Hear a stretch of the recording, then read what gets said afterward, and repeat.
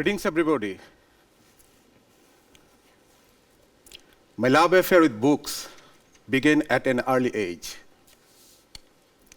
A love of reading turned into a love of writing, which turned into a passion for publishing. I started my very first magazine when I was in first year of college. I called it Shuddhashwar, which means true sense or true voice. The magazine was a platform for my young friends to speak freely and share their ideas. We were excited to share our stories with the world. And this wasn't just a magazine, it was a movement. From the beginning, I was attracted to secular writings. I come from Bangladesh, where we have a long, storied history of secular culture. I sought out others who felt the same way and convinced them to let me publish their work. We published stories on topics some might consider taboo, like homosexuality. Our team of mainly volunteers cared deeply about promoting free thinking. To us, it was much more than a business. My little magazine steadily grew, and 15 years later, I established a publishing house under the same name. In the mid-2000s, blogging caught on in Bangladesh, making it easier than ever to identify new secular writers and thinkers. Our community came together online. We found young writers with fresh, bold voices to keep alive that spirit of secularism that is so ingrained in Bangladeshi culture. I firmly believe that literature plays a prominent role in promoting democratic values and tolerance, and my fellow Bangladeshis seemed to agree with me. They embraced our work, and we continued to grow. However, the internet that brought our community together also empowered and emboldened extremist forces in my country. This is not a phenomena unique of Bangladesh. We have seen the rise of extremist Islamic groups around the world. Yesterday night, we have seen them in Manchester. They grew in power, tacitly endorsed by our supposedly democratic government. Like all extremist groups, they began to target anyone they deemed a threat to their new world order. We embraced critical thought, progressive writing, and education in the arts, humanities, and science. For this, they branded us infidels, and the threats began. Many of you have heard of Abhijit Ray. He was a warrior of the pen and dedicated fighter against the tyranny of religious prejudice and hatred, and much more. He was also my friend. 2 years ago, after leaving a book launch event at my publishing house at Book Fair, Abhijit was attacked by a gang of men armed with mad clavers and was brutally hacked to death in front of his wife, who was severely injured. That same year, Ananto Bijoy, another writer who worked with me, was murdered in similar fashion.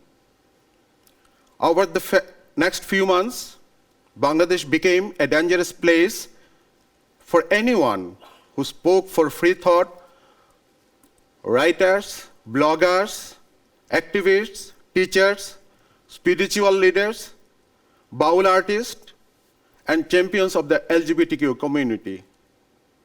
One by one, the voice of writers Babu, Neil, Dipon, Samad, Julhaj, Tonoy, and Rezaur, and many more were brutally silenced. In this time of terror and chaos, the Bangladeshi government refused to act. Not only did they fail to prosecute the killers, they actually blamed these deaths on the writers' own actions. To this day, the journalists who try to report on what is happening to secular writers and bloggers are subject to government harassment and censorship. This is the same government that doesn't allow a free press, censors social media, and relentlessly persecutes its critics. After Abhijit's murder, I knew there was a price on my head. I began receiving threats, calls at my office and home, and written threats. They even published a photo of my office online and threatened to blow it up. I went to the police to file complaints, and they advised me to give up my publishing business, not because of the threats, but because the authorities felt Bangladesh is not a suitable country to have such discussions. This illustrates the painful truth of free thought, free speech, and free expression in Bangladesh. But I refuse to give up my work. I began to feel like I was followed everywhere I went. I changed my route each day, varied my routine, and I began to make plans to leave my country. But on October 31st, 2015,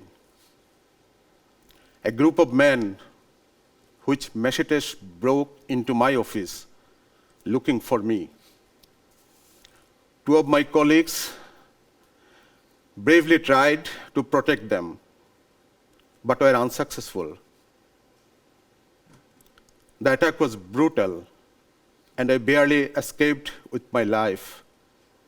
Yes, I was on the verge of death.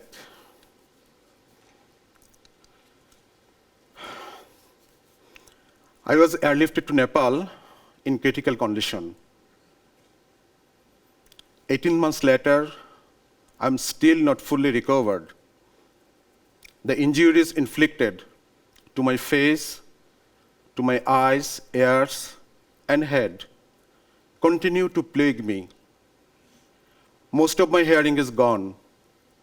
I cannot sleep and have lost so much strength that I feel like a shadow of myself. But I am still here. I am still breathing.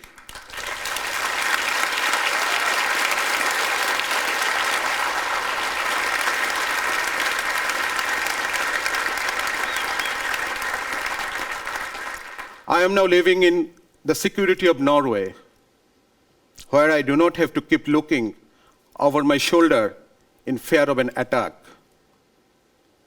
Many of my fellow writers and publishers have not been so lucky.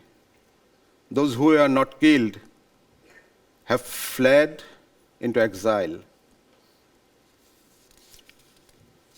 I have recently moved the publication of my magazine online, but I have been unable to source any of the material from Bangladesh. Writers are now afraid to write.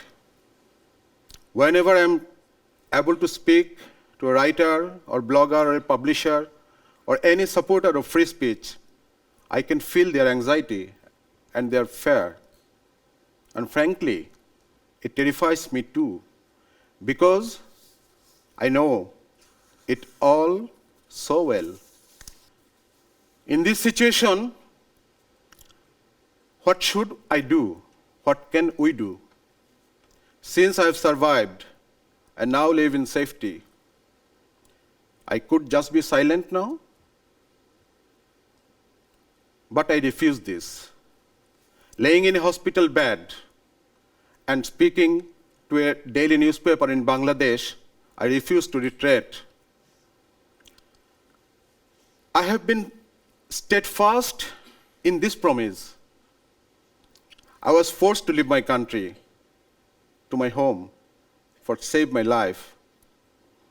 But no one can stop us from continuing our work to liberate people from the dangers of religious dogma, prejudice, and superstition.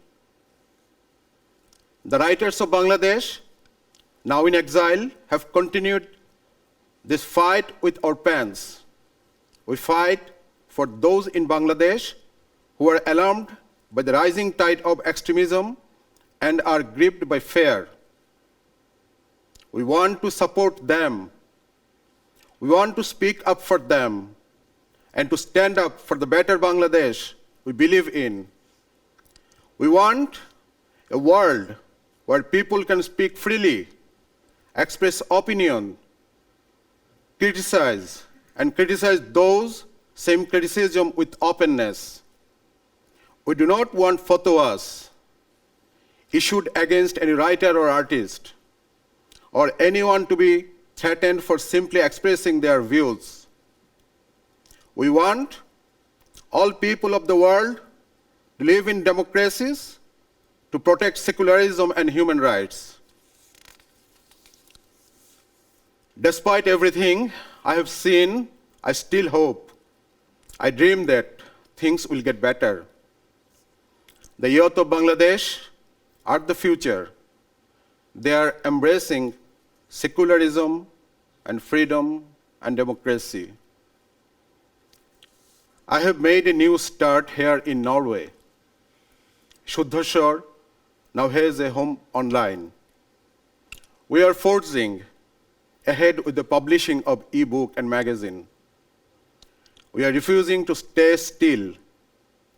Whenever a writer, a blogger, an editor, a publisher, whenever anyone is threatened for free thinking, we will stand beside them. I ask you, yes, I ask you too, please stand with us.